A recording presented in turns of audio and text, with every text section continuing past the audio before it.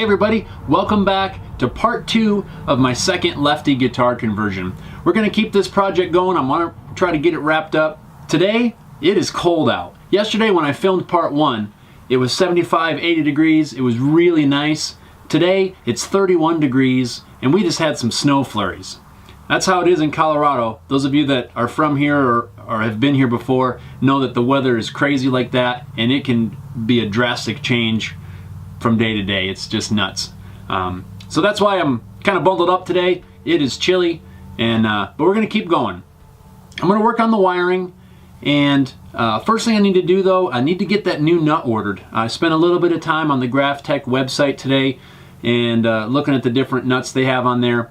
And in order to get the right one, I need to get some measurements off the old one. So I'm gonna do that first. That way I'll have the measurements and I can go ahead and get the thing ordered hopefully tomorrow. There's 3 measurements you need. You need the length.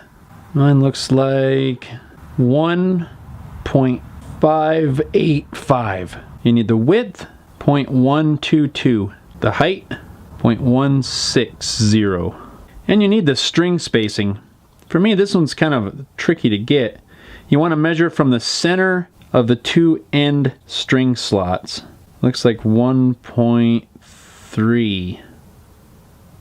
1.295 to 1.3. So now that I've got those measurements, I'll take those, I'll go to the Tech website, and I'll try to find the one that is the closest to those measurements. And that'll be the one I'll order. I'll get the part number off of that, and then I'll find a good price somewhere online and I'll order that one.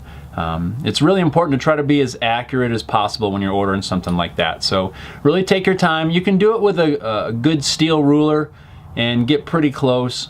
When you're looking at the nuts that they have available on the website, just try to get it as close as you can possibly find. You don't want to order something that's too wide and have to sand it down a lot. But I guess that's possible. If everything else matches but it's too wide, you could always do that. You can always make it work. They also sell nut blanks without the string slots in there. And if you have a set of nut files, you could cut your own nut.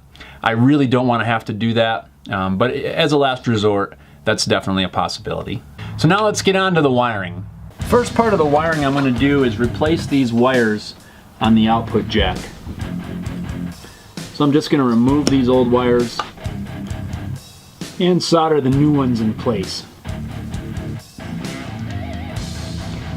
The reason I'm replacing these is because of the location of the controls that I'm going to have on this guitar. The existing wires are not long enough to reach. And I'll pull those wires back up through the body and reinstall the output jack. Now I can make my connections to the pickup, the coil tap switch, the pot. Now I can connect all my grounds to the back of the pot,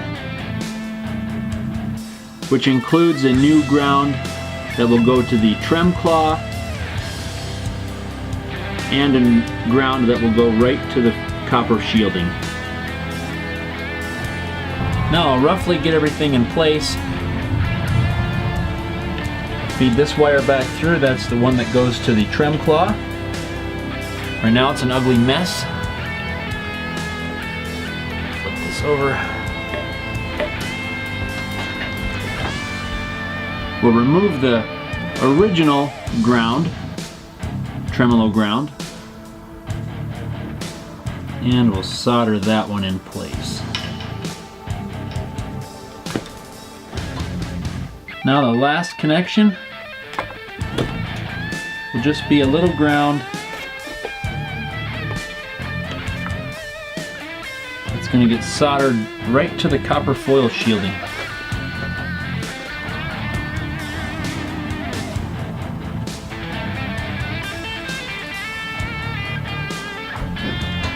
And our wiring is complete. Now I can just figure out how I need to tie these wires, what wires I need to tape down.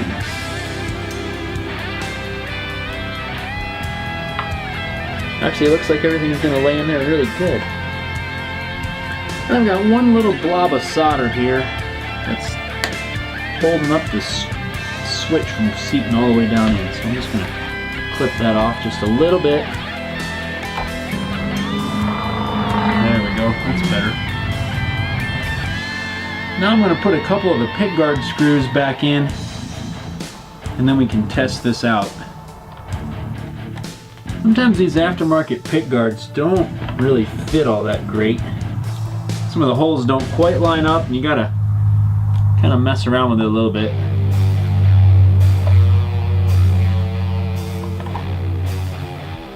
Not putting the screws down tight. I just really need to see if the holes are going to line up. I'm going to have to do anything screwy. It looks like I'm going to have to maybe re-drill some of these holes.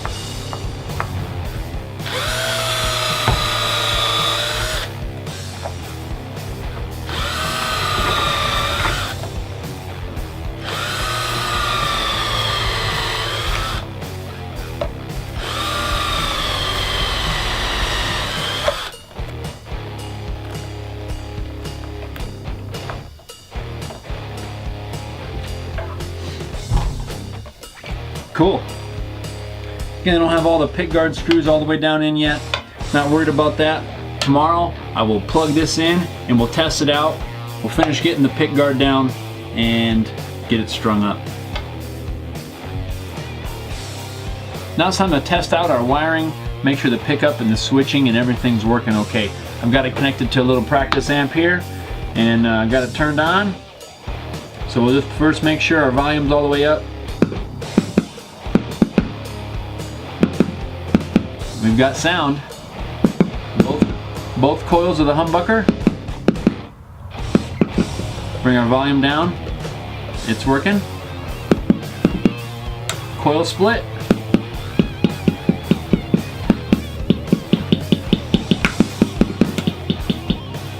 Everything's working fine.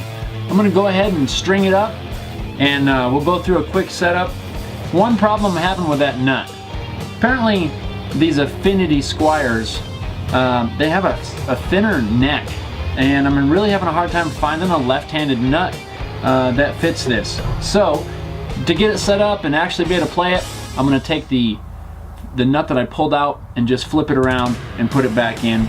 It's not ideal, it's not really meant to be used that way, but I'm going to go ahead and use it just for this setup, and so I can start playing at least until I can find a nut. I've kind of got a feeling I'm going to have to make a custom nut, and I'm not really excited about that. I was hoping to find one I could just drop in, but hey, I guess that's what we might have to do. So I'm gonna string it up, be right back.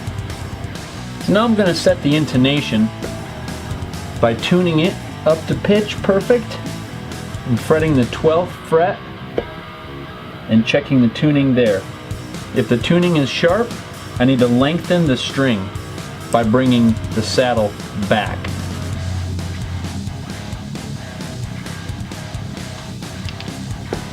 And then retuning and checking it again. And readjust. Kind of a long process, the intonation, to get it right on. But it's really important. You want to get your intonation perfect.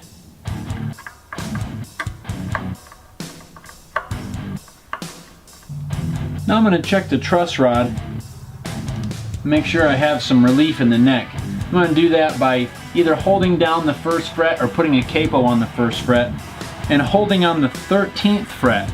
I want the string to act as a straight edge between the 12th fret and the 1st fret. So I'm going to hold that down and you're going to check about the 7th fret and you're going to check your string height.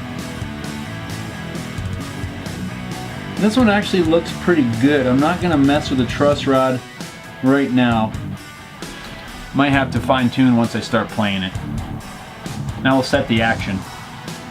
We'll set the action by adjusting the set screws on the saddles so that the strings are about 4/64 off the fretboard at the 7th fret. 17th fret, I'm sorry.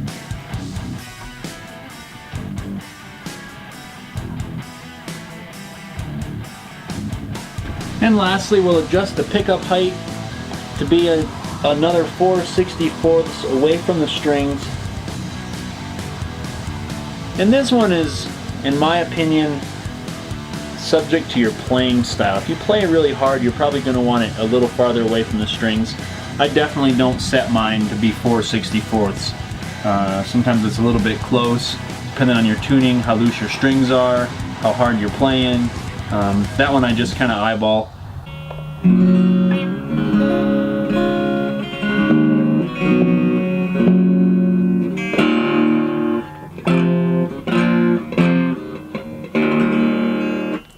Well, there it is. Another Lefty conversion. It's really cold right now out here, so the tuning's going all out of whack. I'm gonna get this thing inside, let the strings kind of acclimate, and do a little playing on it tomorrow and see how it goes. But so far, looks like a success. So thanks for watching this video. If you got any questions or any comments or anything, go ahead and leave that down there. If there's some stuff you wanted to see a little bit more in depth, check back to my other videos. There's a pretty good chance that I covered that on my last Lefty conversion. I did a lot more in depth on that. I kind of just skipped over a lot of things. Only problem right now is this nut. Again, that is not the correct way to have that nut in there. Right now it's working. I'm gonna go with it for now, but I'm gonna keep trying to find a nut, and last resort I'll just get a nut blank and have to form my own nut. So we'll see how that goes. I'm gonna roll with that nut in there for now. I want to get a Graphtec in there just to make sure that I got a good one in there. But overall, I think it looks pretty cool, really. And so again, thanks for watching. If you like this video, please give it a thumbs up, share it if you feel like it, and subscribe to my YouTube channel so you don't miss out on anything else I got coming up. And thanks for watching.